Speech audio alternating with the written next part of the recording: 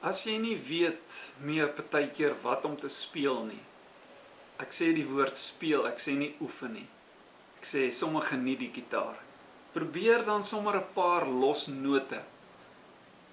Kom ons maak uit die patroon van C majeur wat so klink. Kom ons speel 'n C, 'n D, 'n E en 'n F. Nou jy sal nie glo laat daai 1, 2, 3, 4 note my laat dink aan 'n liedjie wat so gaan.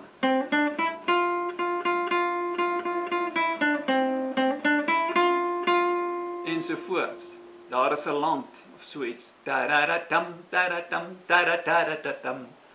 OK. Jy het hom nou op die onderste 3 snare of kom ons sê daar by die 5de fret gespeel.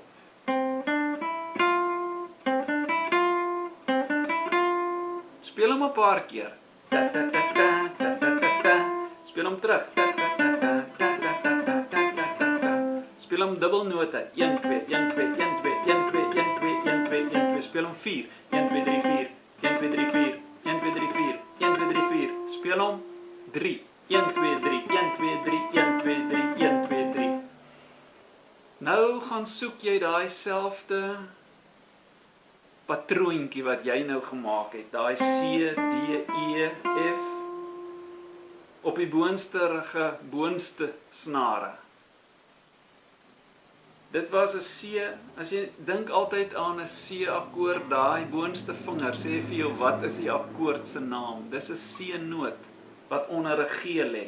So jy gaan speel. Dis mos dieselfde as wat jy hier gemaak het. Nie presies in toonhoogte nie, maar dieselfde note wat jy gebruik het. Weereens nie in dieselfde toonhoogte nie. So jy het 'n C, jy het 'n D, jy het 'n E, jy het 'n F.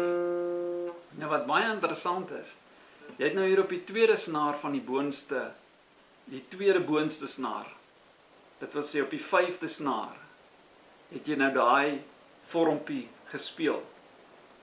Jy kan daai selfde vorm, dieselfde manier wat jy hier gespeel het. Jy het tweede vinger gebruik, vierde vinger gebruik, eerste vinger gebruik, tweede vinger gebruik. Gaan doen dit waar jy 'n C kry op die boonste bassnaar, op die 6de snaar, die E snaar soos hulle sê.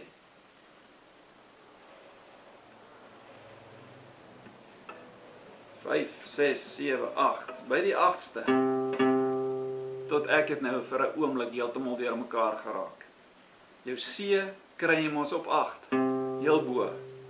Jou D gaan weer die pinkie wees. Eerste vinger by die 7de. En jou tweede vinger by F, dan klink hy so. Maar luister nou baie mooi, dis iets baie interessants wat gebeur met die manier hoe ons speel. As ek terugskuif op die 5de snaar en ek gaan speel weer daai patroon, kan jy hoor, dis dieselfde klank, dis dieselfde toonhoogte. Dit is hoe die gitaar 'n mens volgens my so bietjie wil deurmekaar maak. Hoe kan daai klank dieselfde wees as op die 8ste, op die E snaar, die boonste snaar? Wel, dit is so, dit is hoe jou gitaar gestem is. En ek hoop hy verras jou nog baie, want dit is lekker, verrassings is lekker.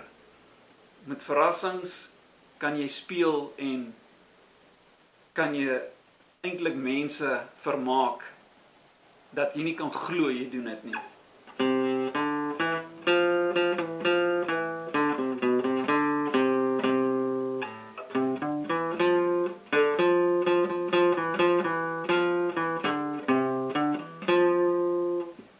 Speel bietjie rond, jy het 3 maniere nou om dieselfde ding te doen, dieselfde note, letterwaardes, wil ek sê letters te gebruik. Jy het 'n C daar, 'n D, 'n E en 'n F, 'n C en 'n D en 'n E en 'n F en 'n C en 'n D en 'n E en 'n F. Laat die gitaarwêreld jou nog meer interesseer.